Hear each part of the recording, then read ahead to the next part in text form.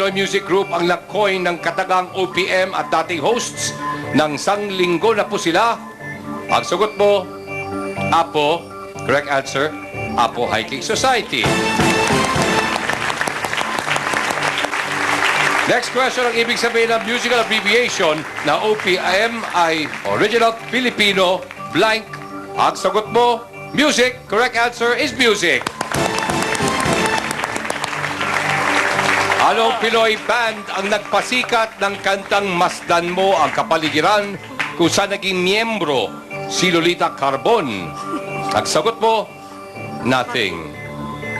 Ayon po sa ating studio audience, correct answer is Asin. Panahon nyo! Next question natin, sa anong pangalan ng mabangong bulaklak nakilala si Tessie Santos?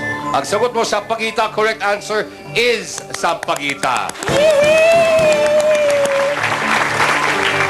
Anong 70s band ang founded ni Dennis at Rene Garcia na ipinangalan sa pagkain? Your answer, hotdog. Correct answer, hotdog. Sinong Pinoy singer-songwriter ang may surname na De Leon? Ang sagot mo, Bert De Leon. Correct answer is Florante. Okay. Kinikilabutan And then ako. sa ating last question ay hindi tayo umabot. Okay, so in other words, meron tayong apat. G-A-E-K.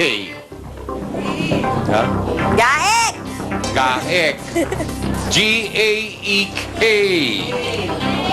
Jimmy, G-A-E or K? At sa iyo ang ating Kitchen Showcase. Kitchen Showcase. Bebenta ko ulit yan. G-A-E-K.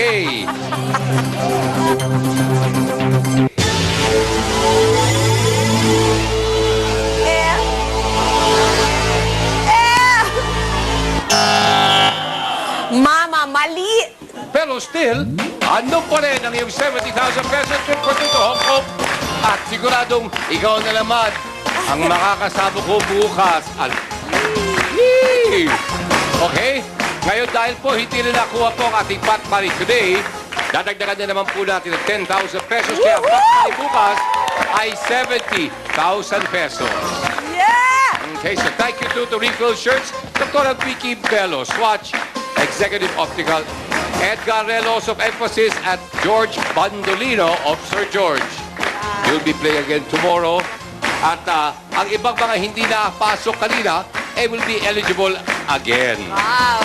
So sino kaya makakapasok bukas? Alamin po natin dito sa Pilipinas. Game ka na ba? Yeah!